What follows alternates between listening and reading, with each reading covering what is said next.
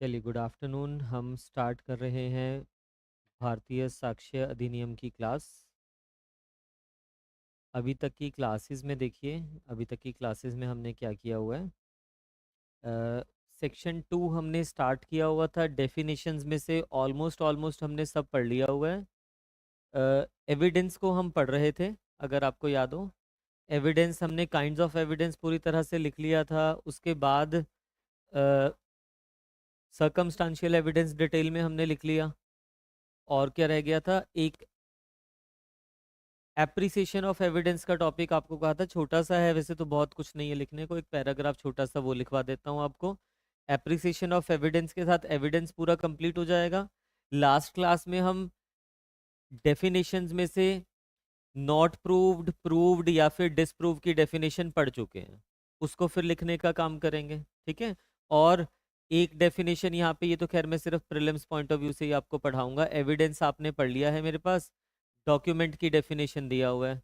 दो तरह के एविडेंस होते हैं ना, ओरल एविडेंस और डॉक्यूमेंट्री। तो डॉक्यूमेंट होता क्या है वो हम पढ़ेंगे यहाँ पे।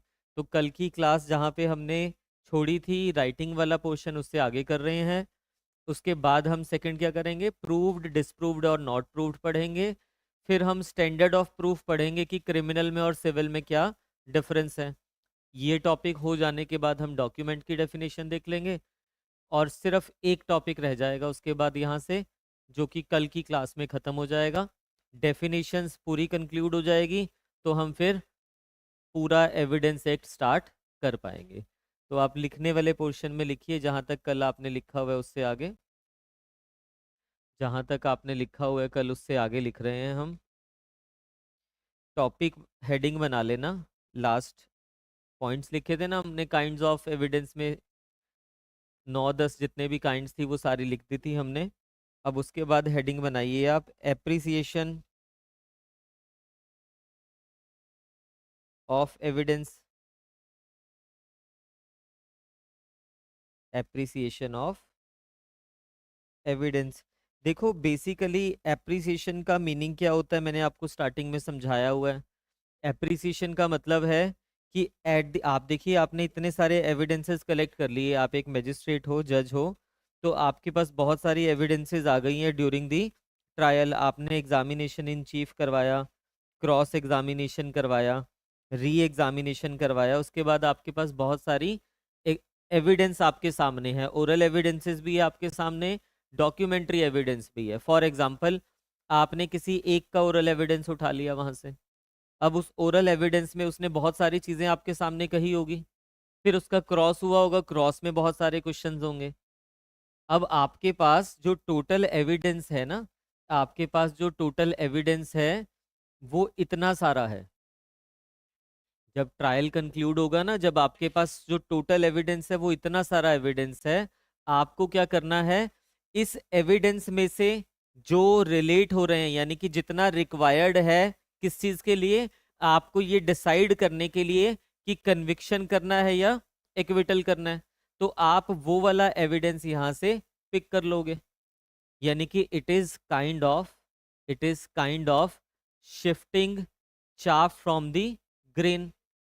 यानी कि आपको ग्रेन में से उसका वो अलग करना है, ताकि आप जो रेलेवेंट वाली चीजें हैं वो एक्सट्रैक्ट कर पाओ, इररेलेवेंट वालों को छोड़ दो। तो एप्रिसिएशन इतनी आसान नहीं है।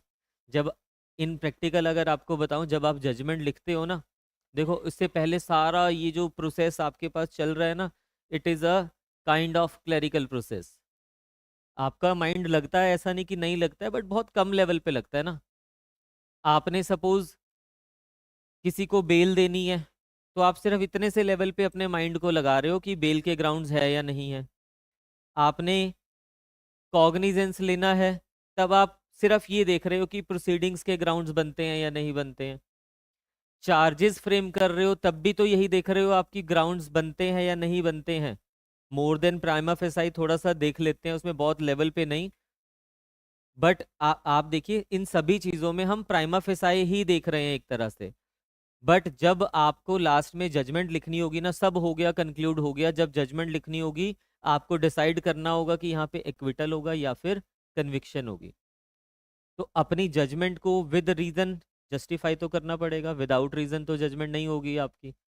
तो वो रीजंस आपके पास कहाँ से आएंगे? आपकी, आप सपोज कन्विक्शन कर रहे हो, आपने जो कन्विक्शन डिसाइड किया एविडेंसेस के बेसिस पे तो डिसाइड किया ना। वो कौन से ऐसे एविडेंसेस है जिस पे आप डिसाइड कर रहे हो? पहले आप उनको अलग करोगे। अब उन एविडेंसेस में कौन सी ऐसी चीजें हैं, उसकी उसकी अगर ओरल एविडेंस है तो कौन सी ऐसी स्टेटमेंट्स है जिस पे आप रिलाई कर रहे हो? कौन से डॉक्यूमेंट्री एविडेंसेस हैं जिस पे आप रिलाई कर रहे हो? इट मीन्स कि जब लास्ट में फॉर डिसाइडिंग एक्विटल और कन्विक्शन मजिस्ट्रेट अपना माइंड लगा रहा है किसके ऊपर? एविडेंसेस के ऊपर। इसको कहते हैं appreciation of evidence, which is the last stage, last में जाके आती है। एप्रिसिएशन का मतलब क्या हुआ? जुडिशियल माइंड लगाना। तो बस ये हम लिख के रख रहे हैं कि क्या होता है एप्रिसिएशन ऑफ एविडेंस। फिर जो कल वाली क्लास में हमने किया था प्रूव्ड, नॉट प्रूव्ड, डिसप्रूव्ड, उसको लिखेंगे डिटेल में। इसमें लिखिए।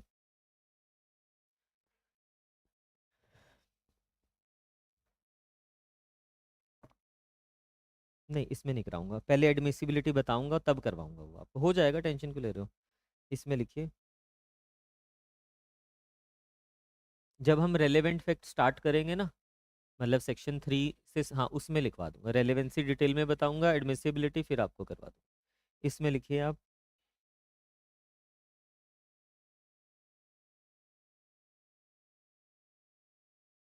Rule of evidence law, rule of evidence law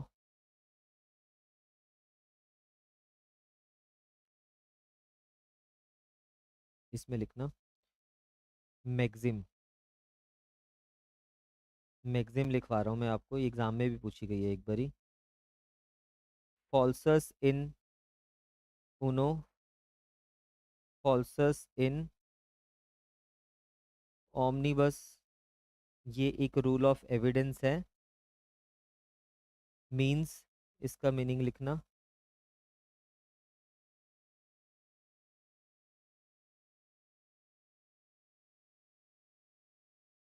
कहाँ पे? FALSUS, इसमें लिखिए means false is one thing, false is everything, false is one thing, false in is everything. This rule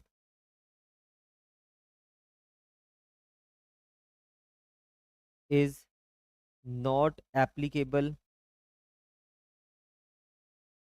in India in criminal trial, not applicable है, याद रख लेना, criminal trial, and it is it is a duty of the court to extract truth from falsehood। देखिए rule क्या कह रहा है, maxim आपको कह रही है एक चीज अगर फॉल्स है तो एवरीथिंग। एक किसी ने स्टेटमेंट दिया आपको, एविडेंस हुआ आपकी कोर्ट में किसी का, उसने गलत स्टेटमेंट आपको दिया। नाउ दैट स्टेटमेंट क्या है? फॉल्स है। इसका मतलब ये नहीं कि उसका पूरा का पूरा बयान ही फॉल्स हो जाएगा। मैक्सिम तो ये कह रही है ना, false is one thing, false is everything. But ये जो मैक्सिम है it is an English maxim, rule of evidence है ये, बट इंडिया पे एप्लीकेबल नहीं है। इंडियन कोर्ट्स की क्या ड्यूटी है यहाँ पे? इंडियन कोर्ट्स को ढूंढना पड़ेगा। It is the duty of the court to extract truth from the falsehood. उस फॉल्सहुड से भी हम ट्रूथ देखेंगे, यानी कि फॉल्सहुड को इग्नोर करके जो सही वाली चीजें हैं हमें वो एक्सट्रैक्ट करनी पड़ेगी वहां से। एग्जाम में आता है पंजाब जुडिशरी के उसमें, आपसे ये पूछा था फॉल्स इज वन, नहीं सॉरी, फॉल्सस इन उनो, फॉल्सस इन इज ओमनिबस, is a rule of evidence, is not a rule of evidence, is XYZ, दो तीन चीजें और लिखी हुई थी। तो आप बताइए, it is a rule of evidence और नॉट? एग्जैक्टली बहुत से बच्चों ने इसका आंसर किया था कि it is not a rule of evidence.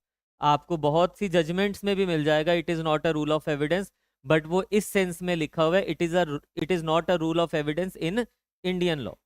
But वहां पे आपसे वो इन जनरल पूछ रहा है, इन जनरल तो it is a rule of evidence. जहां पे क्रिमिनल ज्यूरिस्प्रूडेंस की बात करोगे it is a rule of evidence, but this rule is not applicable in India. तो इंडिया में false is one thing, false is everything is not a rule. हमें उस falsehood में से भी ट्रुथ एक्सट्रैक्ट करना पड़ेगा। फर्दर लिखिए।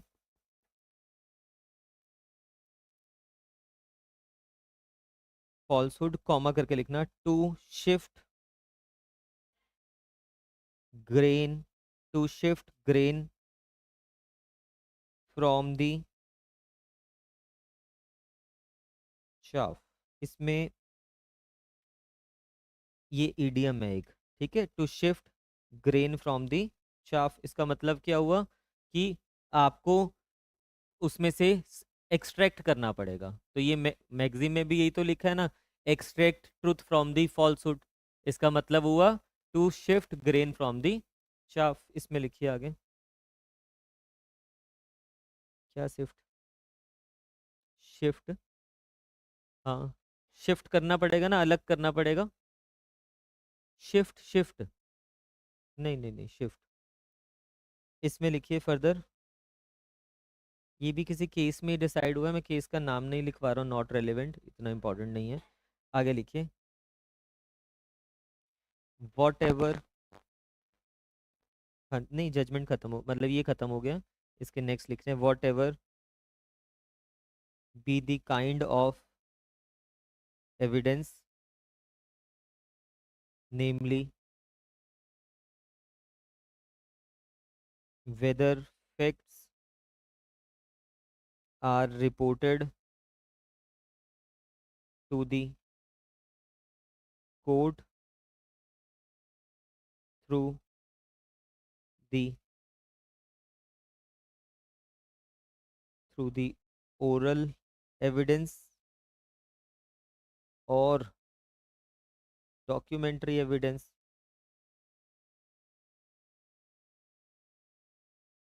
ओरल एविडेंस और documentary evidence in, full stop करके लिखना है, in either case court has to examine the reliability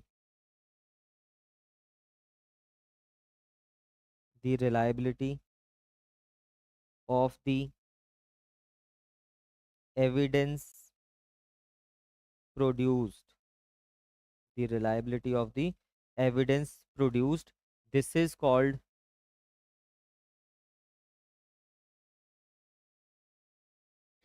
appreciation of evidence, full stop से लिखना, evidence is required to be appreciated to find out what part of it represents the true and correct state of things।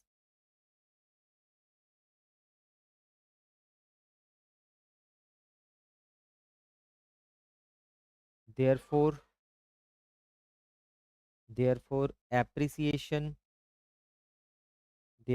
appreciation is is is the function of separating the grain from the chaff।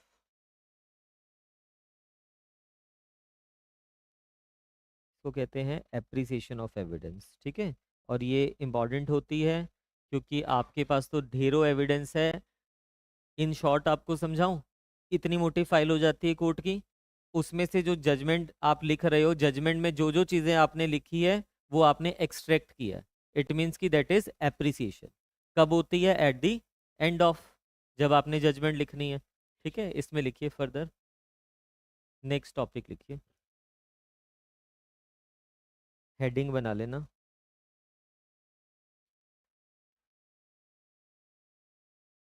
Proved,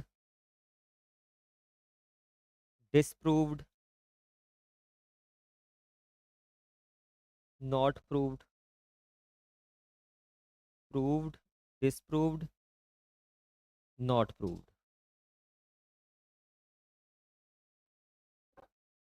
अब ये वैसे हमने देखो कल पढ़ लिया हुआ है, प्रूव्ड, डिसप्रूव्ड, नॉट प्रूव्ड। अभी हम सिर्फ इसको क्या कर रहे हैं, लिख रहे हैं। दोबारा समझाने की जरूरत तो नहीं है, क्लियर ही होगा सबको। इसमें लिखिए, सबसे पहले लिखिए प्रूव्ड, फर्स्ट लिखिए प्रूव्ड,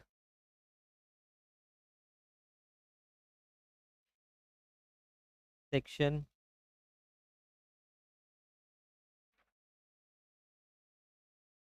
2J, 2J ऑफ भारतीय साक्ष्य अधिनियम।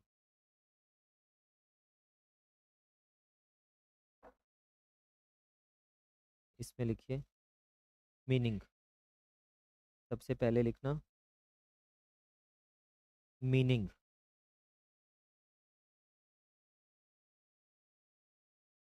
Affect is considered proved when based on the evidence, based on the evidence presented, the court believes it to exist, believes it to exist, or considers its existence so probable, so probable that a prudent person, a prudent person would act on the assumption that it exists, that it exists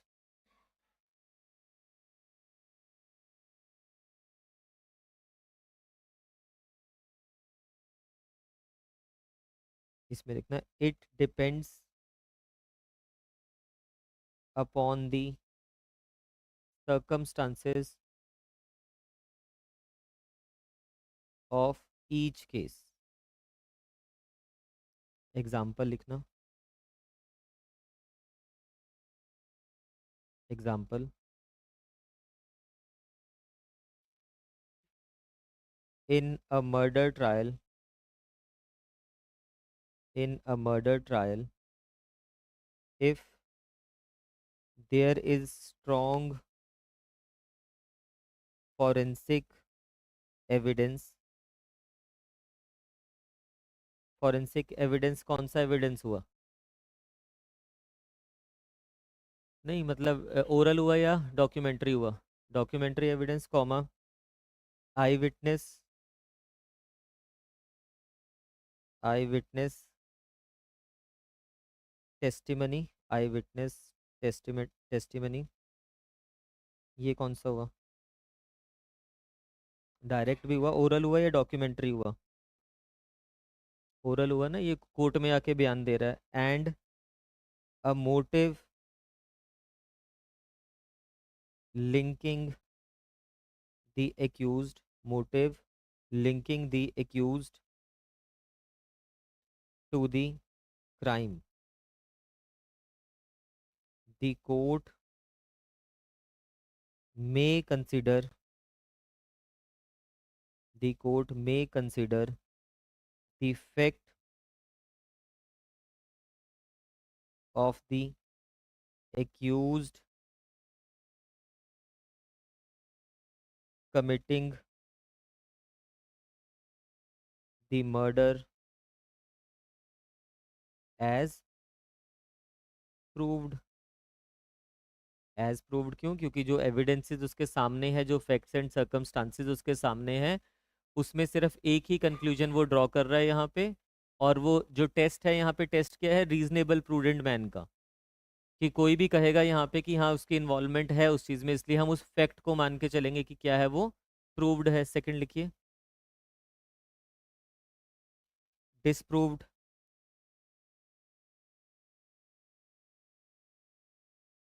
disproved, a fact is said to be disproved, disproved after considering, after considering the matter, after considering the matters before it. The court believes, the court believes that it does not exist, or it does not exist, or considers its non-existence, non-existence so probable that a prudent man ought, under the circumstances of the particular, of the particular case, to act upon the supposition that it does not exist, it does not exist। Example लिखना।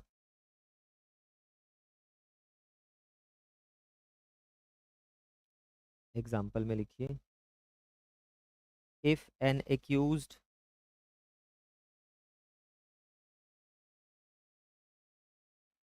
Has a child, has a, नहीं, has a, if an accused has a solid plea of alibi supported by multiple credible witnesses and video evidences, video evidence showing their presence elsewhere, elsewhere at the time of the crime. The court may consider, court may consider that allegation that accused was present at the crime, at the crime scene as disproved। उसने उस चीज को क्या कर दिया? Disprove कर दिया। Negative evidence देना पड़ता है। आपको ये चीज़ तो क्लियर हो रही होगी यहाँ पे कि during the trial, this is the trial, यहाँ पे ड्यूरिंग द ट्रायल कोर्ट में क्या होता है? कुछ मैटर्स इन इशू होते हैं, मैटर्स इन इशू होते हैं, या इस जो ये इशू में है इसके रिगार्डिंग हम क्या लेके आएंगे कोर्ट में, इनको प्रूव करने के लिए एविडेंस आएगा। कोर्ट में इसको प्रूव करने के लिए एविडेंस देना पड़ेगा। अब हम ये कह रहे हैं कि इन एविडेंसेस से, जो ये एविडेंसेस गिवन इन कोर्ट है, अगर इससे ये इन्फ्रेंस निकलती है, कोर्ट ये इन्फ्रेंस ड्रॉ कर रहा है कि फैक्ट इज एग्जिस्ट, ये फैक्ट एग्जिस्ट कर रहा है, तो इसको बोलेंगे फैक्ट इज प्रूव्ड। अगर ये इन्फ्रेंस ड्रॉ हो रही है कि फैक्ट डज नॉट एग्जिस्ट, तो क्या हो रहा है उससे, ये डिसप्रूव हो रहा है। जैसे अगर अभी हमने एग्जाम्पल में लिख ही दिया ना कि क्या उसकी इन्वॉल्वमेंट है उसके मर्डर में, तो फैक्ट क्या थे, मोटिव देखा हमने, मोटिव देखा, दो तीन चीज़ें और देखी, विटनेस, आई विटनेस की टेस्टिमनी हमने देखी वहाँ पे, डॉक्यूमेंट्री एविडेंस वगैरह हमने देखा, वो सब के बेसिस पे क्या पता चल रहा है कि हुई है ये चीज़। कल को सपोज आपके पास, आप मैजिस्ट्रेट हो, आपकी कोर्ट में कोई केस आता है, सपोज चोरी का केस, थेफ्ट हुआ है, और आप चार्जेस फ्रेम करोगे। चार्जेस क्या हुए, मैटर्स इन इशू हुए। तो आपने चार्ज फ्रेम किया, पहला कि क्या एक्स ने चोरी की है, मतलब वेदर नहीं, that x has committed theft और नॉट, मतलब ये चार्जेस ऐसे नहीं होते हैं, हालांकि चार्जेस में तो आप लिखोगे डायरेक्ट उसके सेक्शंस वगैरह कि on this you have committed this offence and I am taking, मतलब चार्ज अगेंस्ट यू फ्रेम कर रहा हूँ। तो आपने वो जो चार्ज, तो यहाँ पे मैटर इन इशू क्या है आपके पास कि क्या एक्स ने चोरी की है या नहीं की है। अब इस चीज को प्रूव करने के लिए प्रोसिक्यूशन ढेरों से एविडेंस लेके आएगी आपके पास, और डिफेंस जो होगा वो अपने एविडेंसेस देगा। आपने क्या करना है, इन एविडेंसेस की एप्रिसिएशन करनी है। अब एप्रिसिएशन के बाद आपके पास एक रिजल्ट सामने आ जाएगा कि उसने चोरी की है या नहीं की है। तो अगर उस एप्रिसिएशन के बेसिस पे वो फैक्ट आपको लग रहा है कि वो एग्जिस्ट हो रहा है, तो it means that fact is proved. कैसे फैक्ट को प्रूव किया जाता है, on the basis of evidence. दूसरी सिचुएशन, जब डिफेंस ने अपने एविडेंसेस वगैरह लेके आए, तो वो फैक्ट को क्या करेगा, हमेशा डिस्प्रूव करेगा। और अगर कोर्ट ये इन्फ्रेंस ड्रॉ कर रहा है उसके एविडेंसेस के बेसिस पे कि ये फैक्ट नहीं एग्जिस्ट कर रहा, क्यों, क्योंकि जैसे एलिबी की हमने बात किया, वो तो था ही नहीं ना यहाँ पे, उसने और एविडेंसेस भी दिए, तो उसकी प्रेजेंस ही नहीं जब प्रूव हो पा रही, तो कैसे प्रूव हो सकता है, नहीं हो सकता उसके अगेंस्ट ऑफेंस। तो हम कहेंगे कि दैट फैक्ट इज डिसप्रूव्ड। देखो, फैक्ट को प्रूव करेगा हमेशा प्रोसिक्यूशन, फैक्ट को डिसप्रूव करेगा डिफेंस। जो प्रोसिक्यूशन, मतलब जो उसकी गिल्ट के लिए फैक्ट्स हैं उनकी बात हो रही है, उसकी गिल्ट के लिए, एक्यूज की गिल्ट के लिए जितने भी फैक्ट्स हैं प्रोसिक्यूशन को प्रूव करने हैं और डिफेंस को डिसप्रूव करने हैं। बट ये इन्फ्रेंस कौन ड्रॉ कर रहा है, कोर्ट। प्रूफ आप एविडेंस दे सकते हो मैक्सिमम, प्रोसिक्यूशन एविडेंस दे सकती है, डिफेंस एविडेंस दे सकती है, डिसाइड तो कोर्ट ही करेगा ना कि ये प्रूव हुआ या डिसप्रूव हुआ। अब तीसरी सिचुएशन हमारे पास क्या होती है, बहुत से एविडेंसेस ऐसे होते हैं जो इनसफिशिएंट होते हैं, मतलब बहुत से एविडेंसेस ऐसे होंगे ना जो इनसफिशिएंट होंगे, जिससे गिल्ट नहीं प्रूव हो रही। अभी हमने ये एग्जाम्पल पढ़ा ऊपर कि वो था ही नहीं, फिर रिलायबल विटनेस की भी गवाही करवा दी, फिर सीसीटीवी फुटेज भी दिखा दी, उसके पासपोर्ट पे स्टैंप लगी थी वो भी दिखा दी, तो इतना सफिशिएंट है ना उसको डिस्प्रूव करने के लिए कि वो यहाँ पे प्रेजेंट नहीं था। बट अगर सपोज कीजिए वो कह रहा है, प्रोसिक्यूशन कह रहा है कि इसने मर्डर किया है, एविडेंस कुछ भी नहीं है, एक एक गवाही करवा दी सिर्फ, और उस गवाही से भी पूछा गया कि आपने देखा है मर्डर होते हुए, वो कह रहा हाँ देखा है। बट उससे पूछा गया कि हाँ आपको स्पेक्स लगी हुई है, वो कह रहा हाँ लगी तो हुई है। वो कह रहे नंबर कितना है, 2 नंबर है उसका। फिर उस समय पहनी थी आपने, उसने बोला नहीं पहनी थी। फिर वो पूछेगा पास की है या दूर की है, तो इससे वो क्या कर रहा है, उसके विटनेस को तोड़ रहा है ना। एक ही विटनेस है उसके पास की जिसने देखा, और कोई विटनेस ही नहीं है। तो क्या इस विटनेस के बेसिस पे प्रोसिक्यूशन ये प्रूव कर पा रही है कि उसने मर्डर किया, नहीं कर पा रही है, इनसफिशिएंट है ना ये एविडेंस हमारे पास। डिफेंस की बारी आई, अगर डिफेंस की बारी आती है, डिफेंस की बारी आई तो डिफेंस अपने जो चीजें दे रहा है, या प्रोसिक्यूशन को ही किसी चीज को डिस्प्रूव करना पड़ रहा है, मान के चलते हैं जो विटनेसेस उसने दिए वो इनसफिशिएंट है उस चीज के लिए, तो जब एविडेंसेस जो हम दे रहे हैं वो इनसफिशिएंट होते हैं, यानी कि ना तो उससे प्रूव हो पा रही है वो चीज, ना ही उससे डिसप्रूव हो पा रही है कोई भी चीज, तो उसको हम कहते हैं नॉट प्रूव्ड। ये तीन चीजें हमने पढ़ी हैं अभी तक की क्लास में। नॉट प्रूव्ड लिखिए। नहीं समझा? क्लासेस लगाई हुई हैं आपने पहले सारी? नॉट प्रूव्ड लिखिए। Not proved. A fact is said to be, a fact is said to be not proved when it is neither proved nor disproved। ना तो प्रूव किया गया, ना ही इसको डिसप्रूव किया गया। एग्जाम्पल लिख लीजिए। In a case where there is an allegation of theft but no concrete evidence, such as lack of credible witness, credible witnesses, insufficient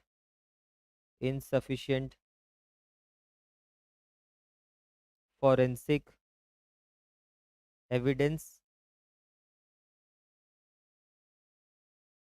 and no confession। Example है सिर्फ,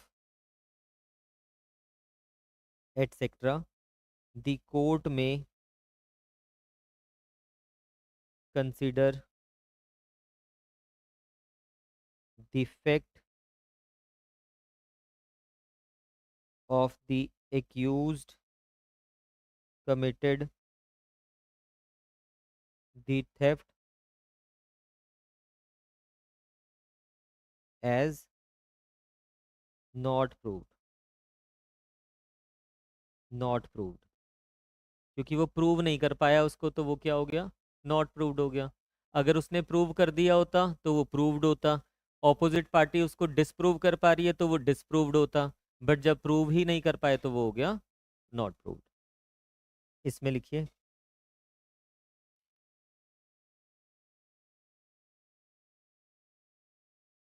Therefore, when evidences are sufficient to prove a fact, it is assumed as proved when evidences are sufficient to disprove a fact, it is assumed as disproved। Third लिखना, when evidences are not sufficient, sufficient either to prove or disprove a fact, it is called not proved। तो बस इतना याद रख लेना। इन दोनों में sufficient होते हैं एविडेंसेस, बट इसमें क्या होते हैं? एविडेंसेस ही नॉट सफिशिएंट है, तो उसको नॉट प्रूव्ड हम कह रहे हैं।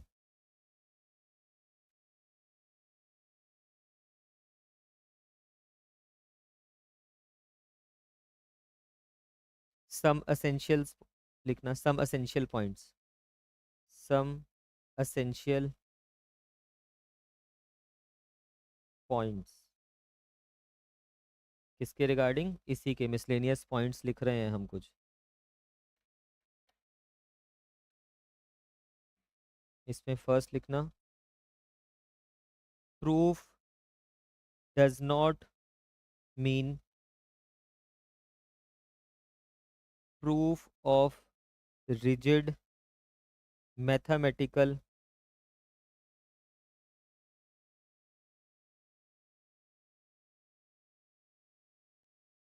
demonstration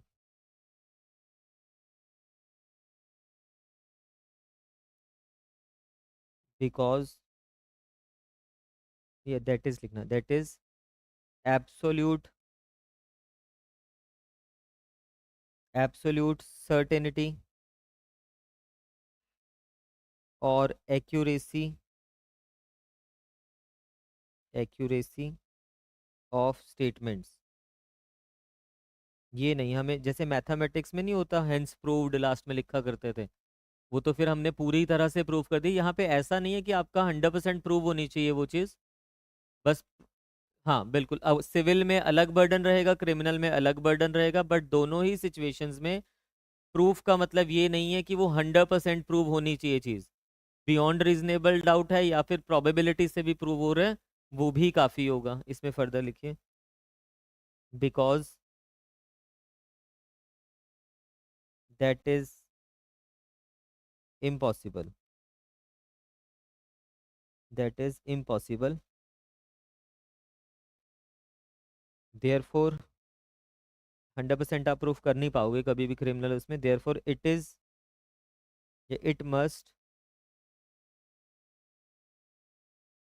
mean such evidence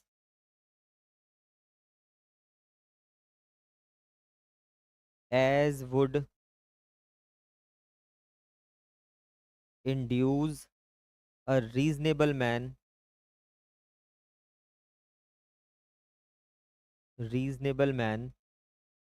to come to the conclusion, to come to the conclusion।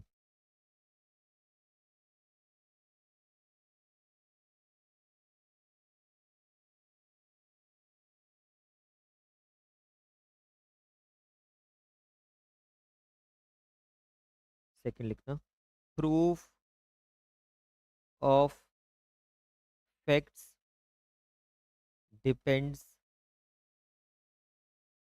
Upon degree of possibility,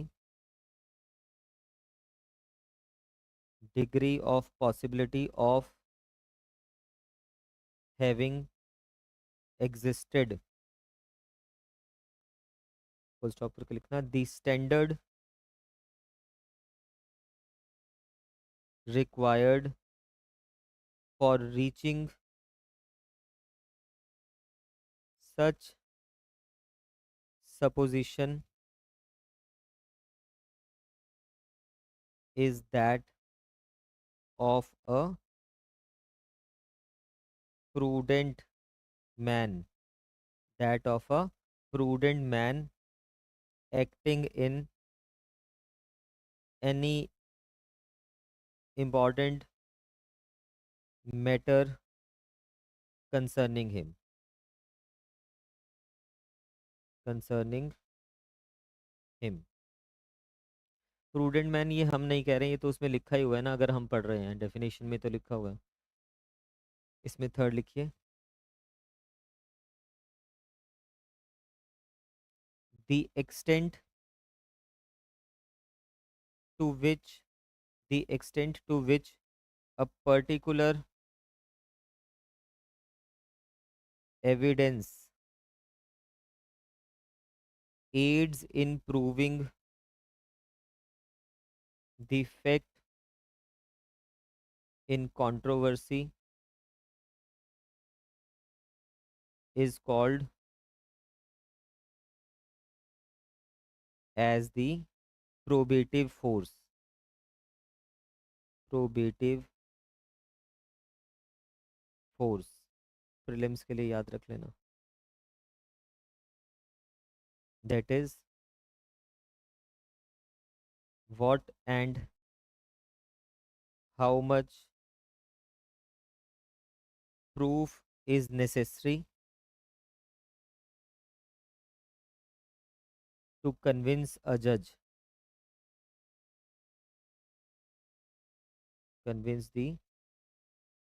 judge of the existence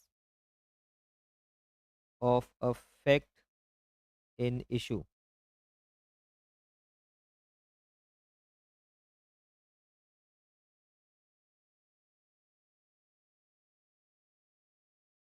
इसमें लिखना, ये बस इतना काफ़ी है। इसमें साथ में लिखिए मतलब नेक्स्ट हेडिंग बना रहे हो आप, ये ख़त्म हो गया। Standard oblique degree of proof in respect of civil and criminal proceedings. Civil and criminal proceedings, इसमें लिखिए।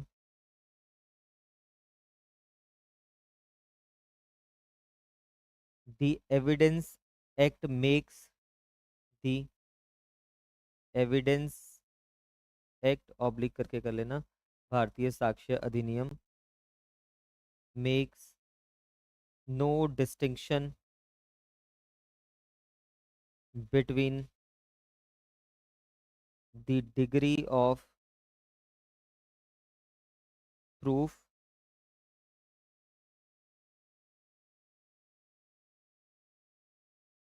degree of proof in proof or probability requisite, proof or probability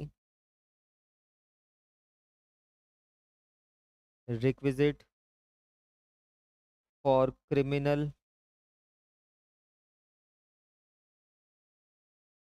as distinguished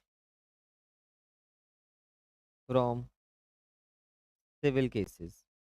evidence act में तो कहीं नहीं लिखा।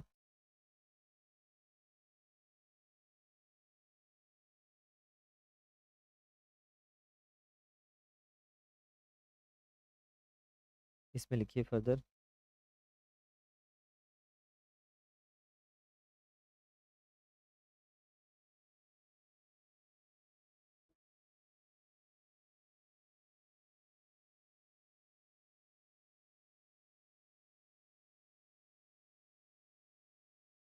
The rule, but ऐसे लिखना, पहले इससे पहले लिखिए but there is marked difference between the standard of proof in civil and criminal cases.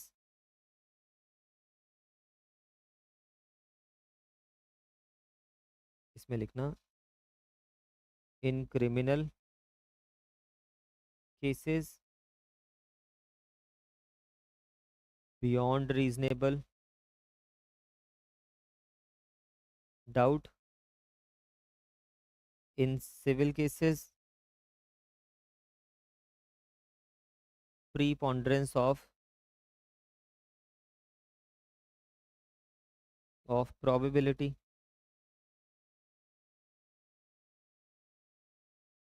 इसमें लिखना,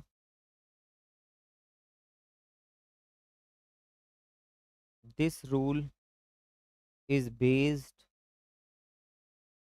upon the maxim of English law,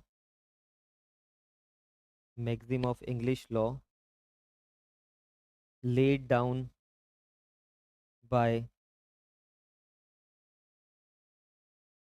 Justice Holroyd,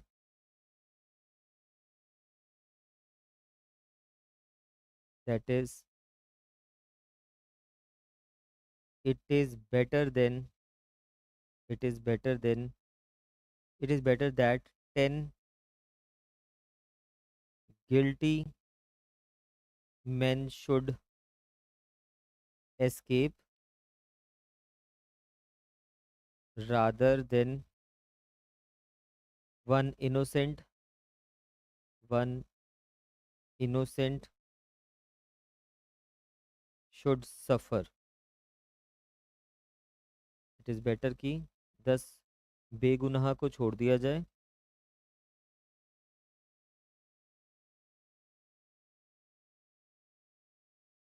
हाँ, क्रिमिनल को छोड़ दिया जाए और इनोसेंट को बचाया जाए। ये नहीं कि आप 10 अगर क्रिमिनल्स को छोड़ भी रहे हो बट अगर एक इनोसेंट को सजा हो रही है तो वो गलत है, मतलब उसको ज़्यादा हार्श माना जाता है। इसमें लिखिए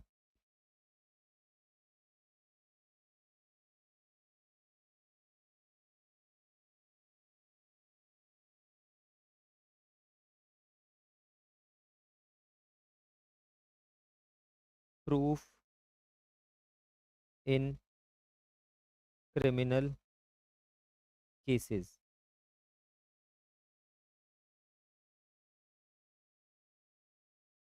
ये तो हमें पता ही लग गया, beyond reasonable doubt. Beyond reasonable doubt इसमें लिखिए, पॉइंट्स में लिख लेना भले ही, फर्स्ट लिखना। कुछ रूल्स लिख रहे हैं हम इसके रिगार्डिंग। फर्स्ट लिख रहे हैं the accused is always presumed to be innocent until proved guilty। जब तक गिल्टी प्रूव नहीं हो जाता इनोसेंट ही मानना पड़ेगा उसको। फिर सेकंड लिखिए the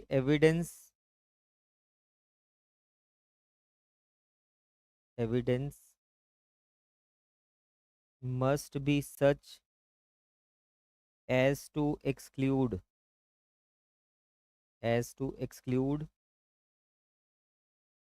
every reasonable doubt of the guilt of the accused। कोई रीजनेबल डाउट रह नहीं जाना चाहिए, क्योंकि बेनिफिट ऑफ डाउट होगा तो फिर वो क्या हो जाएगा, एक्यूज की फेवर में जाएगा। तो एविडेंसेस जो आप दोगे वो कोई डाउट ना क्रिएट करे उसकी गिल्ट के लिए, ठीक है। थर्ड लिखिए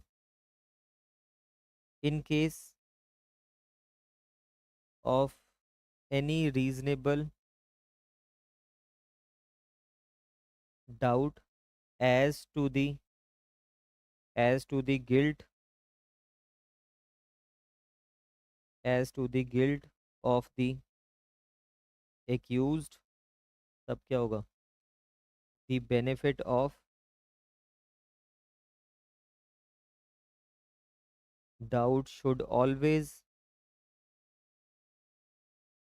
B given to accused.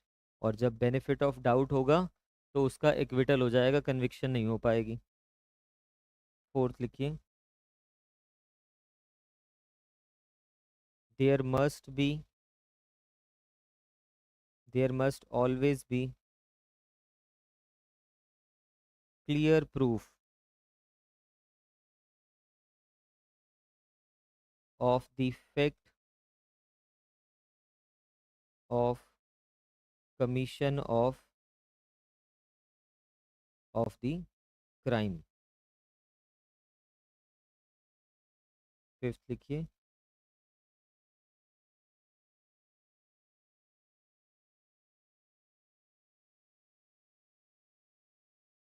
The hypothesis of guilt the hypothesis of guilt should be consistent with all the facts proved, यानी कि जो फैक्ट्स को आप प्रूव्ड मान रहे हो उस पे बेस्ड होनी चाहिए।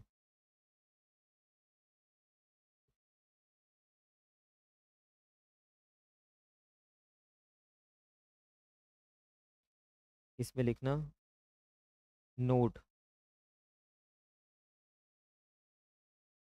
Beyond reasonable doubt does not mean beyond any iota of doubt.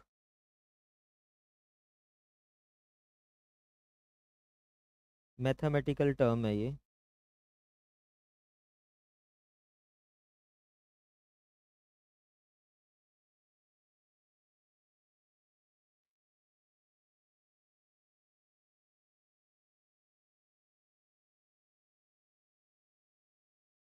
इसमें लिखिए आगे।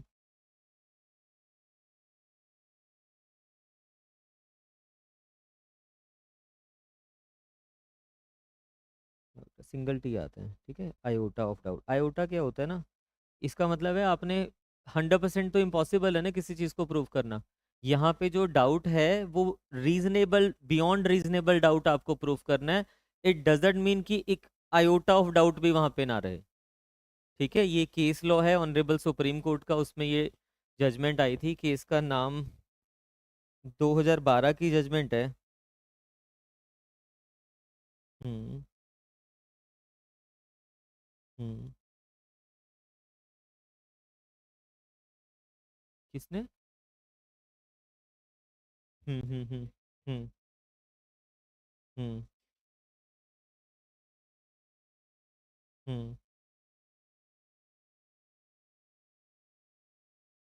हम्म।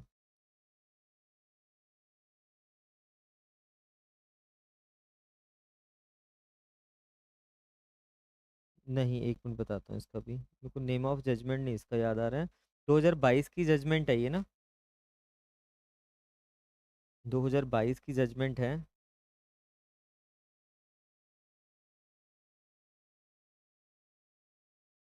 ऑनरेबल सुप्रीम कोर्ट की जजमेंट है। आयोट आपको मीनिंग वैसे समझ आ रहा है? देखो, क्या आयोटा ऑफ डाउट का मतलब हुआ ये नहीं कि 100% उसकी गिल्ट प्रूव हो रही है वहां पे। बियॉन्ड रीजनेबल, यहाँ पे कोई रीजनेबल डाउट नहीं है, कोई सस्पिशन नहीं है। मतलब आपने मेजरली उसकी गिल्ट को प्रूव कर दिया, लाइबिलिटी बनेगी। आयोटा ऑफ डाउट यानी कि 100% प्रूव करने की जरूरत नहीं है। अब किस चीज से आप ये प्रूव कर रहे हो? एविडेंसेस से तो प्रूव कर रहे हो ना। जो एविडेंसेस आपने कोर्ट में दिए हैं उसी चीज से प्रूव हो रही है। तो कोई डाउट, रीजनेबल डाउट भी नहीं होना चाहिए, क्योंकि अगर डाउट होगा तो फिर बेनिफिट ऑफ डाउट एक्यूज को मिल जाएगा। ना तो डाउट होना चाहिए, ना ही बियॉन्ड आयोटा ऑफ डाउट उस चीज को प्रूव करना है। तो इट मीन्स ये लिख लेना इसमें, reasonable doubt, beyond reasonable doubt is not equal to, beyond reasonable doubt is not equal to, ये पक्का लिखना वहां पे, ठीक है। Beyond reasonable doubt is not equal to iota of doubt, iota of doubt.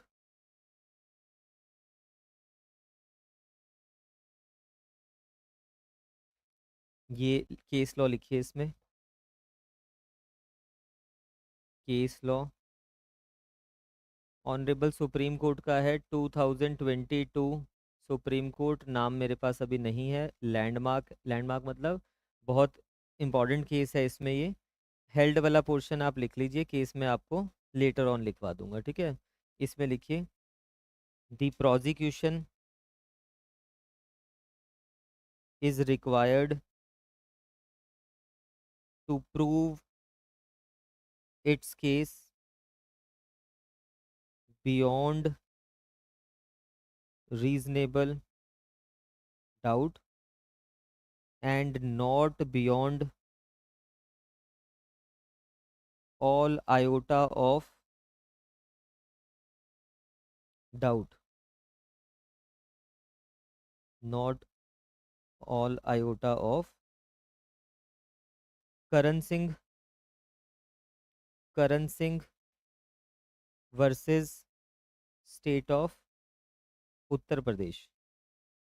2022 की ऑनरेबल सुप्रीम कोर्ट की judgment है, Karan Singh versus state of Uttar Pradesh. पढ़ लेना भले ही इसको, बहुत अच्छी जजमेंट है।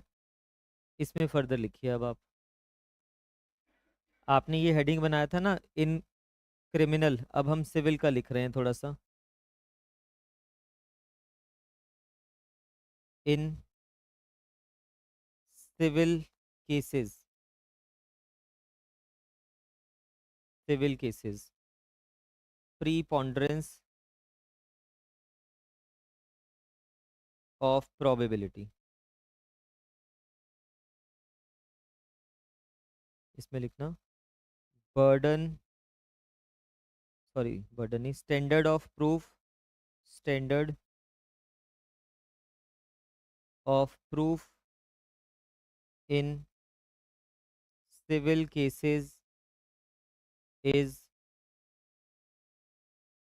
Lighter than that in criminal cases.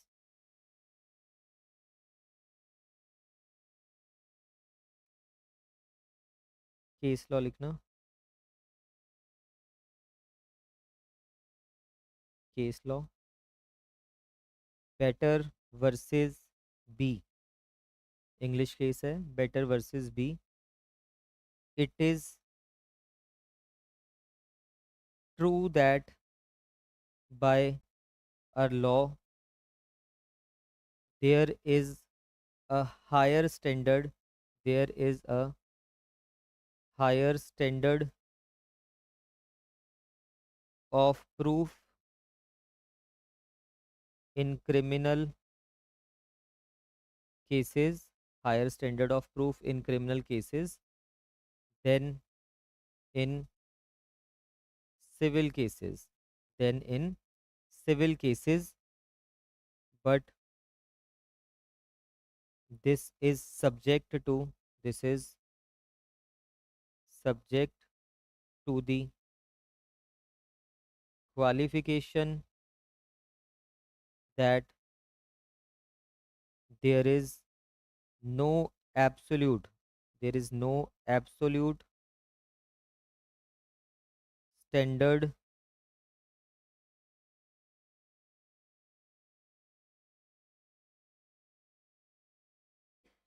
standard, there is no absolute standard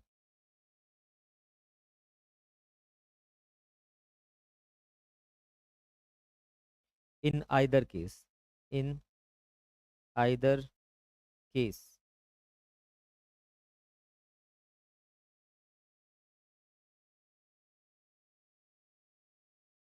Court further held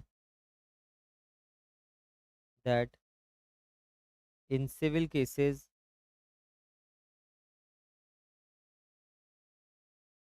there may be degrees of probability,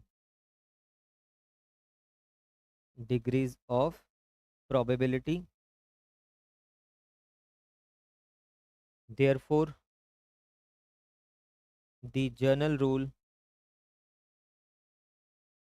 in civil action, brackets में लिख लेना, except except matrimonial causes, matrimonial causes is that an uncontested case, an uncontested case may be established, may be established by minimum of proof, minimum of proof, and a contested case by a balance of probabilities। दो तरह के cases हो गए ना, uncontested case और contested case. Uncontested का मतलब क्या हुआ? दूसरी पार्टी नहीं कंटेस्ट कर रही है, समन जाते हैं आ ही नहीं रही है। सिविल मुकदमा आपने किसी के ऊपर डाला, रिकवरी सूट, जब पार्टी ही नहीं आ रही है समन सर्व हो जाने के बाद भी, तो क्या होगा? एक्स पार्टी प्रोसीड कर दोगे। अब एक्स पार्टी सूट में भी तो जजमेंट आती है, अब एक्स पार्टी जो प्रोसीडिंग्स चल रही है उसमें भी तो जजमेंट आएगी ना, और वो बाइंडिंग भी होगी दूसरी पार्टी के ऊपर।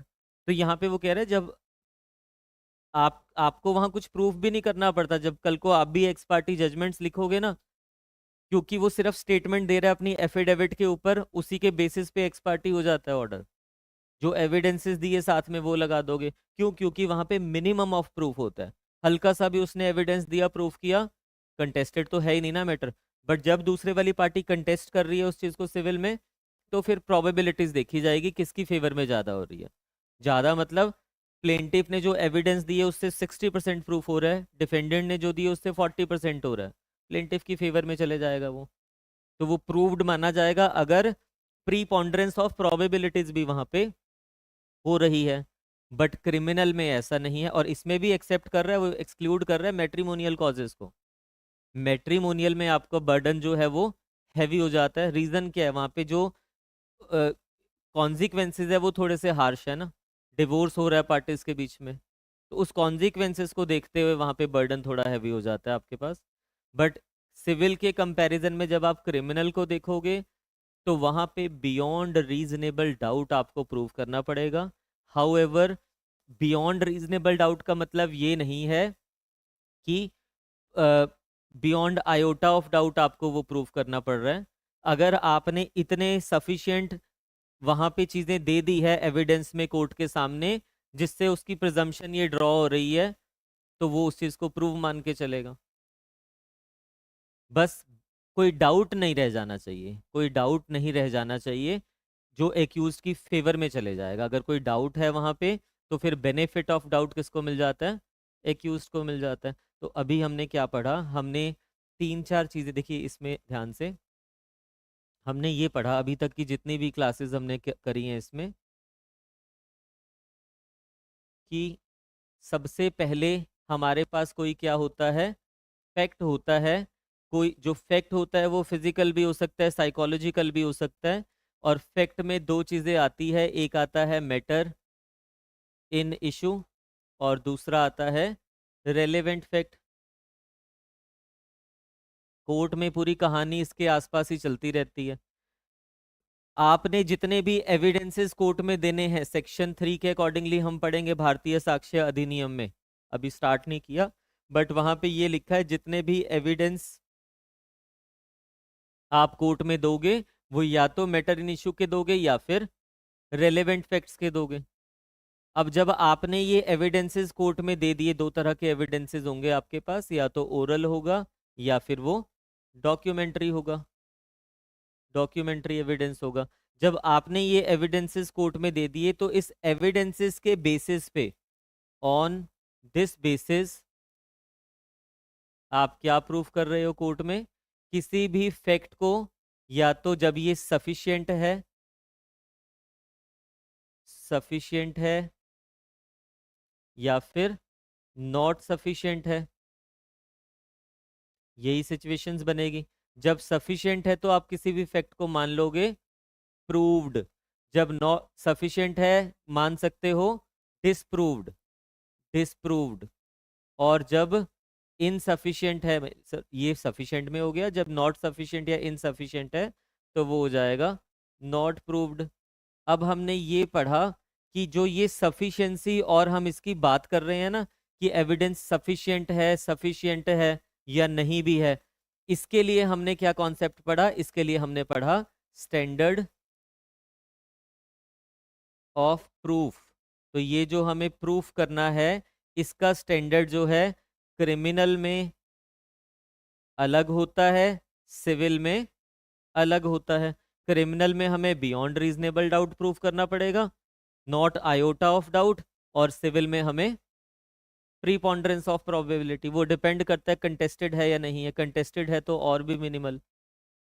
तो ये एविडेंस से ये सफिशिएंट है या नहीं, इससे हम यहां से पता चलेगा कि वो प्रूव हो पा रहा है या नहीं हो पा रहा, डिपेंड करता है मैटर के आपके पास। तो ये एक चीज आपको यहां से ये चीज क्लियर हो गई, ध्यान से सुनना, कि पार्टीज को ये चीज प्रूव करनी पड़ती है, डिसप्रूव करनी पड़ती है अगर उसको अपनी गिल्ट नहीं बनानी है वहां पे। तो जब कोई किसी चीज को प्रूव कर रहा है, लाइक प्रोसिक्यूशन किसी चीज को प्रूव कर रहा है, बर्डन ऑफ प्रूफ प्रोसिक्यूशन पे रहने वाला है। बट ध्यान से सुनना, मैं आपको एक टर्म बता रहा हूं यहाँ पे, बर्डन ऑफ प्रूफ। हालांकि इसके ऊपर डिटेल में आगे चल के हम टॉपिक करेंगे। हम 3 पार्ट्स में डिवाइड कर रहे हैं ना, उस 3 पार्ट्स में से एक पार्ट तो ये पूरा बर्डन ऑफ प्रूफ का चलने वाला है। इट मीन्स कि बहुत लंबी क्लासेस चलने वाली है इसके ऊपर, इंपॉर्टेंट भी है। बर्डन ऑफ प्रूफ का मतलब क्या होता है, यहाँ पे किस चीज को प्रूव या डिसप्रूव किया जा रहा है? फैक्ट को किया जा रहा है। स्टार्टिंग फैक्ट से ही तो ही ना हमारी, किसी भी फैक्ट को हम लास्ट में प्रूव या डिसप्रूव कर रहे हैं कोर्ट में, तो उस पर्पस के लिए हम देखेंगे बर्डन ऑफ प्रूफ किसके ऊपर होता है। बर्डन ऑफ प्रूफ होता है प्रोसिक्यूशन के ऊपर, जो फैक्ट को असर्ट कर रहा है। आगे चल के पढ़ेंगे। मैं कोर्ट को कह रहा हूँ, प्रोसिक्यूशन कह रही है ना कि इसने चोरी की है, इसने मर्डर किया है, तो प्रोसिक्यूशन को प्रूव करना पड़ेगा। बट ध्यान से सुनना, हमारे पास एक टर्म होती है प्रिजम्पशंस। हमारे पास एक टर्म होती है प्रिजम्पशंस।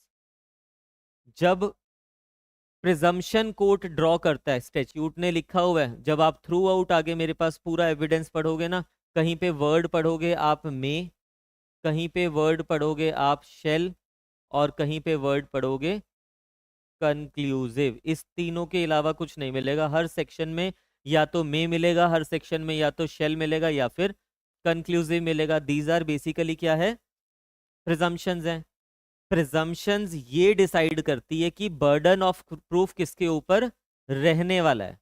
प्रिजम्पशन ये डिसाइड करेगी कि बर्डन ऑफ प्रूफ किसके ऊपर रहने वाला है। प्रिजम्पशन नाम से तो पता चल रहा है ना, एजम्पशंस। कोर्ट ये प्रिज्यूम करके चल रहा है, एज्यूम करके चल रहा है, मान के चल रहा है कि ये that fact is proved, that fact is disproved. Court ये क्या कर रहा है? प्रिजम्पशन लेके चल रहा है। क्यों? लॉ ने कहा हुआ है उसको प्रिजम्पशन लेने के लिए। हम ऐसे बहुत से सेक्शंस पढ़ेंगे आने वाली क्लासेस में। हर सेक्शन में कोई प्रिजम्पशन आपको दे रखी है कि ये प्रिज्यूम कर लीजिए आप यहाँ पे। तो जब आपको प्रिज्यूम करने के लिए कह दिया, यहां से डिसाइड होगा कि वो फैक्ट कोर्ट प्रिज्यूम करके चलेगा। पार्टी को प्रूव करने की जरूरत नहीं है by leading these evidences. Court presume कर लेगा कि that fact has been proved. अब ऑपोजिट पार्टी उसको करती रहेगी डिसप्रूव। अब 3 तरह की जो प्रिजम्पशन है ना, ये ध्यान से सुनना। एक होती है हमारे पास मे प्रिजम्पशन, एक होती है हमारे पास शेल प्रिजम्पशन, एक होती है कंक्लूसिव। नाम से समझिए अभी, बिल्कुल नॉर्मल सिंपल टर्म्स में। मे का मतलब क्या हुआ? मे और मे नॉट। मैं आपको मैसेज लिखता हूं कि कल से हिमाचल प्रदेश जुडिशरी के जो टेस्ट सीरीज है वो स्टार्ट हो रही है, यू मे अटेम्प्ट। मैं आपको मैसेज लिखता हूं कि हिमाचल प्रदेश जुडिशरी के जो लोकल एक्ट है उसकी क्लास सुबह 9:30 से 10:30 होती है, यू मे अटेम्प्ट। यानी कि this is not mandatory for you. आप चाहो तो अटेंड भी कर सकते हो, ना चाहो तो ना अटेंड कीजिए। सिमिलरली जहां पे भी मे लिखा होगा ना, it is optional for the court. Court चाहे तो उस चीज को प्रिज्यूम कर ले, और अगर कोर्ट ने प्रिज्यूम कर लिया तो माना जाएगा कि कोर्ट ने ये मान लिया कि इट इज प्रूव्ड, पार्टी को प्रूव करने की जरूरत नहीं है। कोर्ट ने नहीं प्रिज्यूम किया, तब फिर पार्टी को प्रूव करना पड़ेगा। ऑप्शन हो गया ना उसके पास। दूसरी तरह की प्रिजम्पशंस हम क्या पढ़ेंगे यहाँ पे? Shall presumptions. अब मैं आपको कह रहा हूँ कि कल से हमारी 9:30 टू 10:30 हिमाचल प्रदेश की ये लोक नहीं, हिमाचल छोड़िए, हम कल से ये भारतीय साक्ष्य अधिनियम की क्लास स्टार्ट कर रहे हैं। And this is major act, सभी स्टेट्स का पार्ट ऑफ सिलेबस रहता है। You must attend the class. कोई ऑप्शन नहीं है, मेरे को कोई एब्सेंट नहीं चाहिए यहाँ पे। यानी कि मैंडेटरी कर रहा हूँ ना आपके लिए। Now you have no option, आपको करना ही पड़ेगा उस चीज को, अटेंड तो करना ही पड़ेगा। अब जहां पे शेल आ गया, इसका मतलब है इट इज मैंडेटरी। कोर्ट को हर सिचुएशन में, जहां पे भी आने वाले सेक्शंस में हम शेल पढ़ेंगे, कोर्ट को वो प्रिज्यूम करना पड़ेगा, प्रिजम्पशन लेनी पड़ेगी। और हर बारी वो प्रिजम्पशन का रिजल्ट क्या आएगा हमारे पास? कि दैट फैक्ट इज प्रूव्ड। अब ऑप्शन नहीं है कोर्ट के पास जहां शेल लिखा हुआ है। तीसरी प्रिजम्पशन हम यहाँ पे पढ़ेंगे कंक्लूसिव। देखिए ध्यान से सुनिए, कोर्ट ने ऑप्शनली मे प्रिज्यूम कर लिया किसी चीज को, कोर्ट ने मैंडेटरली, मतलब मैंडेटरी उसके लिए था, प्रिज्यूम करना ही था, उसके पास ऑप्शन नहीं है, प्रिज्यूम कर लिया। अब जो ऑपोजिट पार्टी है, जो ऑपोजिट पार्टी है उसके साथ तो थोड़ा सा गलत हो रहा है ना, यहाँ पे धक्का हो रहा है एक तरह से, आप कह लीजिए। बेचारे को जर्नल में हमारे पास ये होता है कि जो पार्टी असर्ट कर रही है किसी फैक्ट को, कोर्ट को कह रही है कि मानिए मेरी बात, तो उसी को प्रूव करना है। बट यहाँ पे उसको प्रूव करने की जरूरत नहीं, कोर्ट ने प्री सपोज कर लिया बिना प्रूव किए, तो उसको भी तो ऑप्शन मिलना चाहिए ना दूसरे पार्टी को। तो ये जो दोनों प्रिजम्पशंस है ना, दीज बोथ आर रिबर्टेबल प्रिजम्पशंस। रिबर्टेबल मतलब दूसरी पार्टी इसको डिनाई करने के लिए, डिसप्रूव करने के लिए एविडेंसेस कोर्ट में ला सकती है। सिर्फ ये प्रिजम्पशंस है, कोर्ट ने माना कि ये फैक्ट एग्जिस्ट कर रहा है। आपके पास अगर ऑपोजिट पार्टी के पास कोई एविडेंस है, कर लीजिए रिबर्ट। दोनों में डिफरेंस क्या है, इन दोनों में डिफरेंस क्या है, ये ऑप्शनल है।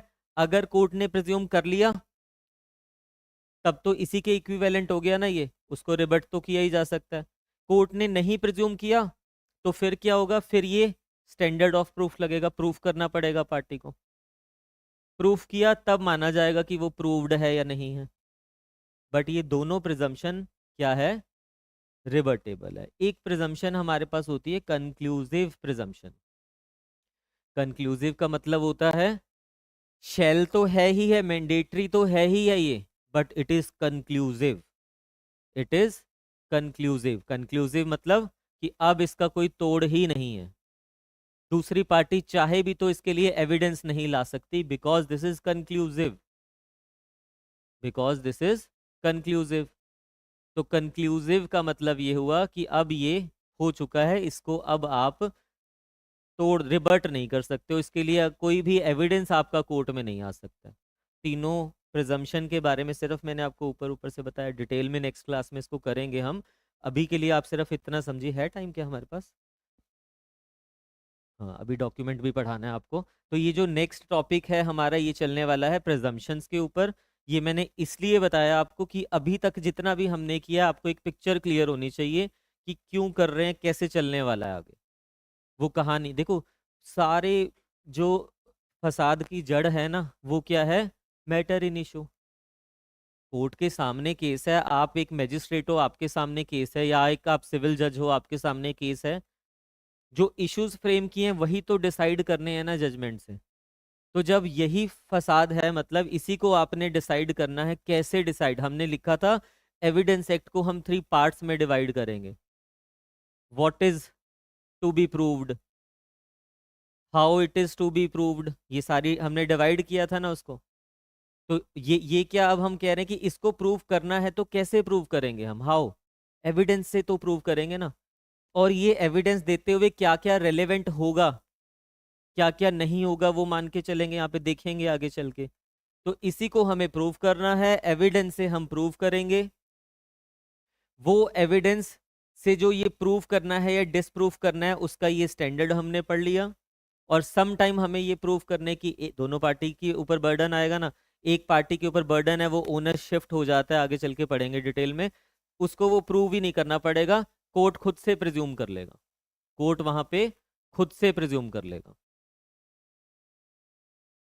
ठीक है, तो ये कहानी चलने वाली है डिटेल में। जैसे हम, अगर याद कीजिए, हम सीआरपीसी पढ़ते हैं, बीएनएसएस पढ़ते हैं, उसमें हमने 3 स्टेजेस को डिवाइड किया, investigation, inquiry and trial.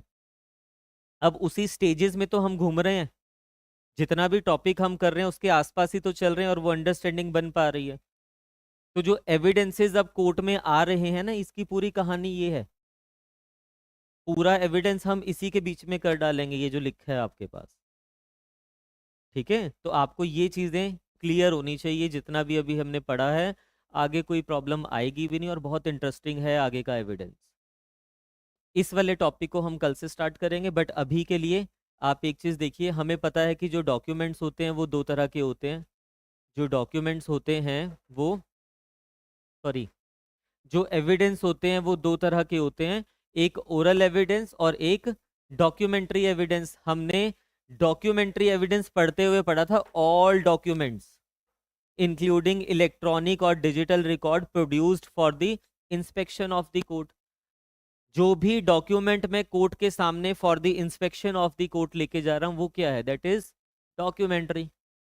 Documentary evidence. मैंने आपको कहा कि फॉरेंसिक रिपोर्ट, अब फॉरेंसिक वाले रिपोर्ट कैसे लिखते हैं, किसी पेपर पे लिख के देंगे ना सब कुछ, तो वो क्या हो गया, वो डॉक्यूमेंट बन गया, दैट इज डॉक्यूमेंट्री एविडेंस। तो अब ये डॉक्यूमेंट होता क्या है, पहले आपको ये क्लियर होना चाहिए। 2D में डॉक्यूमेंट की डेफिनेशन दिया हुआ है। 2D में हमें सिर्फ प्रीलिम्स के लिए पढ़ रहे हैं, this is only for prelims test. 2D में डॉक्यूमेंट देखो क्या होता है, मीन्स एनी मैटर एक्सप्रेस्ड और डिस्क्राइब्ड और otherwise recorded upon any substance. किसी चीज पे आपने एक्सप्रेस किया हुआ है, डिस्क्राइब किया हुआ है, या किसी और तरह से उसको रिकॉर्ड किया हुआ है, कहाँ पे, किसी भी सब्सटेंस के ऊपर, बाय मीन्स ऑफ, किस तरह से रिकॉर्ड किया हुआ है, लेटर्स। लेटर्स क्या होते हैं, these are the letters ABCD। आप किसी चीज को किसी किसी भी सब्सटेंस पे लिख रहे हो, किसी भी सब्सटेंस पे मतलब दीवार पे आपने कुछ लिख दिया, this is also document. Red fort के ऊपर जाके आपने कुछ लिख दिया, क्राइम भी हो जाएगा, but this is also document. आपने नहीं लिखा, कुछ लिखा हुआ है already suppose, then that is document, क्योंकि यहाँ पे एनी सब्सटेंस वो लिख रहा है ना, यहाँ पे किसी भी सब्सटेंस पे कोई भी चीज लिखी हुई है उसको हम डॉक्यूमेंट कहेंगे। किस तरह से लिखी है, bye means of letters, figures, marks. कुछ बना रखा है, कुछ मार्क्स लगा रखे हैं, कुछ लिख रखा है, वो सब क्या होंगे, डॉक्यूमेंट्स होंगे। और एनी अदर मीन्स और by more than one of these those means, या तो एक से ज्यादा मीन्स को यूज किया हुआ है, इंटेंडेड टू बी यूज्ड और which may be used for the purpose of recording the matter and includes electronic and digital record. अब ये इलेक्ट्रॉनिक और डिजिटल तो आपको हर जगह पे मिलेगा। आपने आजकल आपने देखा होगा ना, पहले हम फॉर्म साइन करते थे, हम मोबाइल की सिम परचेज करनी होती थी, वो कहते थे फोटो लेके आओ, पूरा फॉर्म भरते थे, लास्ट में साइन करते थे। आजकल कुछ भी नहीं होता ऐसा, एवरीथिंग इज डिजिटली रिकॉर्डेड। तो वो जो डिजिटल सॉरी वो जो डिजिटली आप उनसे कॉन्ट्रैक्ट कर रहे हो, वो क्या हो जाएगा, वो डिजिटल डॉक्यूमेंट हो जाएगा। तो ये इसमें इंक्लूडेड रहने वाला है, डॉक्यूमेंट है वो भी। अब देखिए इलस्ट्रेशंस, ये प्रीलिम्स में पूछ ली जाती हैं, ठीक है, आप खुद ही देखना। A writing is the document, कोई डाउट भी होना नहीं चाहिए, कुछ भी लिखा हुआ है कहीं पे वो क्या है, डॉक्यूमेंट है। वर्ड्स, क्या वर्ड्स क्या होते हैं, किसी भी तरह के वर्ड्स, ये वर्ड्स ही है ना जो लिखे हुए हैं यहाँ पे, वर्ड्स भले ही वो प्रिंटेड है, आपकी बुक्स में क्या है, वो प्रिंटेड वर्ड्स है, वो क्या है, डॉक्यूमेंट है। लिथोग्राफ्ट, आपने कभी प्रिंटिंग प्रोसेस देखा है, डाइज होती हैं हमारे पास, या एक वो होता है जो ऐसे करके पेस्ट करते हैं, वो पेस्ट होता रहता है। शादी के कार्ड छपते हुए देखें कभी आपने, कार्ड को रखा जाता है, उसको नीचे रखते हैं, ऐसे ऊपर से वो प्रिंट करते हैं, वो पेस्ट हो जाता है उस पर, दैट इज लिथोग्राफ्ट। फिर फोटोग्राफ्ड आर डॉक्यूमेंट्स। आप किसी चीज को प्रिंट कर रहे हो, बुक्स प्रिंट हुई है या कुछ भी प्रिंट हो रहा है, वर्ड्स प्रिंटेड, लिथोग्राफ कर रहे हो, वो भी तो कोई चीज आ ही रही है ना उस पे। या फिर फोटोग्राफ को, कोई भी फोटोग्राफ्स है वो भी क्या रहेगी, डॉक्यूमेंट्स रहेंगे। बात मत करो प्लीज, अगर आता भी है तो यहाँ देखो। तो ये सब क्या रहने वाले हैं, डॉक्यूमेंट्स। नेक्स्ट, अ मैप और प्लान इज अ डॉक्यूमेंट। आपके पास कोई मैप है, वो क्या है, डॉक्यूमेंट है। फिर N inscription on a metal plate और स्टोन इज द डॉक्यूमेंट। कहीं पे एनी सब्सटेंस लिखा है ना, कहीं पे कुछ भी आपने लिख दिया, वो डॉक्यूमेंट हो जाएगा। फिर अ कैरिकेचर इज अ, ये पूछा हुआ है एक बारी। अब कैरिकेचर ही नहीं आपको पता तो फिर आप वहां पे कंफ्यूज हो जाते हो। कैरिकेचर होता है कार्टून, आप न्यूज़पेपर में देखते हो कई बारी, इलेक्शन से पहले मिनिस्टर्स के वो कार्टून से बना के दिखाया होता है इस तरह से, तो वो क्या होता है, वो कैरिकेचर होता है, उससे चीजें रिप्रेजेंट हो रही है।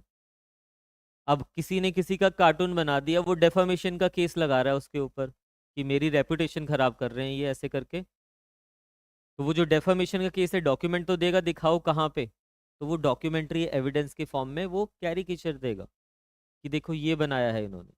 तो ये पेपर में पूछा जाता है, कैरिकेचर इज अ डॉक्यूमेंट। ये बेसिकली किसी की कार्टून टाइप की पिक्चर्स होती हैं, नेट पे अगर आप डालोगे कैरिकेचर लिखोगे, इमेजेस पे क्लिक करोगे, आपको समझ आ जाएगा, ठीक है। फर्दर देखिए, an electronic record on emails, several logs, documents, computers, laptop, smartphone, messages, websites, location, evidence, and voicemail messages stored on digital devices are documents. ये तो होना ही है ना, ये सब चीज। अब इलेक्ट्रॉनिक आया तो सभी होगा ना। आपने किसी के उसमें कोई सॉफ्टवेयर डाला हुआ है मोबाइल में, और जहां भी वो मोबाइल जा रहा, आपका मोबाइल चोरी हो गया, अब उसकी लोकेशन आ रही है आपके पास, तो लोकेशन जो आपके पास आ रही है वो रिटर्न फॉर्म में आ रही है ना, कि this mobile was located at here, वो सारा क्या, वो डॉक्यूमेंट है। आप ये याद रख लेना, सब चीज़ें हमारे पास क्या होने वाले हैं, डॉक्यूमेंट होने वाली है। यहाँ पे जो लिख दी गई है, जो बना दी गई है, लेटर्स, किसी भी सब्सटेंस पे ये फर्क नहीं पड़ता, लेटर्स, फिगर्स और मार्क्स से। आपने कई बार देखा है, हॉस्पिटल, सरकारी स्कूल या कहीं पे हम जाते हैं, उस पर लिखा होता है, पंखों के ऊपर ही लिख देते हैं। फैन जो लगा होता है, पंख नहीं, पंख खे, ठीक है, जो फैन होता है उसके ऊपर लिखा होता है, स्कूल का नाम लिख देंगे, क्लास 1 लिख देंगे। वो बेसिकली क्या है, वो डॉक्यूमेंट है वो भी, कि this property relates to this. आप देखना, पब्लिक पार्क में कोई बेंचेस वगैरह होते हैं, उनके ऊपर लिख देते होते हैं म्यूनसिपल कॉर्पोरेशन दिस, वो डॉक्यूमेंट है। कहीं पे कुछ भी आपने लेटर्स, मार्क्स, फिगर से लिख दिया, वो सब डॉक्यूमेंट्स रहेंगे। सिर्फ प्रीलिम्स के पॉइंट ऑफ व्यू से आपने पढ़ना है। लास्ट देखिए, एक कोर्ट, क्योंकि इसके बाद सिर्फ प्रिजम्पशन रह जाएगी, सेक्शन 2 खत्म हो जाएगा हमारा कल 100%, और उसके बाद फिर हम मेन टॉपिक पे, which is very interesting topic, proceed कर जाएंगे, ठीक है। Court includes all judges and magistrates and all persons except arbitrators, all persons legally authorized to take evidence। Court का मतलब सिर्फ जजेस और मैजिस्ट्रेट ही नहीं रहेगा, वो सभी person who are legally authorise to take evidence, जिसके सामने एविडेंस दिया जा सकता है, वो कोर्ट रहने वाला है। पर आर्बिट्रेटर्स जो होते हैं वो कोर्ट नहीं होते हैं। This is very important for सिर्फ प्रीलिम्स। आपको याद होगा ना, जब हमने एप्लीकेबिलिटी भी किया था इस एक्ट का, तब भी पढ़ा कि ये आर्बिट्रेशन पे नहीं लगता होता। क्यों? Principles of natural justice follow किए जाते हैं। तो यहाँ पे उस पे तो ये वो जुडिशियल प्रोसीडिंग नहीं हुआ ना, तो इसलिए उसको कोर्ट में भी इन्होंने कवर नहीं किया हुआ है। तो आपको बस प्रीलिम्स के लिए इतना सा याद रख लेना, ये भी कवर हो गया। अब हमारे पास सिर्फ प्रिजम्पशंस रह गई हैं, जो हम कल की क्लास में करेंगे। ये मेरे ख्याल से 5th क्लास थी आज। 6 क्लासेस लग गई आपको सिर्फ बेस स्ट्रॉन्ग करने में, बेस फाउंडेशन जिसको कहते हैं। फाउंडेशन अगर किसी को कहीं पे भी डाउट होगा ना, वो रहने मत देना, आगे का बहुत इजी है, सारा समझ आएगा। बट यहाँ तक पहले क्लियर होना चाहिए आपको सारी चीज़ें। अभी हम मिलते हैं कल की क्लास में, और जो बच्चे कर रहे हैं लिमिटेशन लॉ, उनसे मिलते हैं 3:30 पे।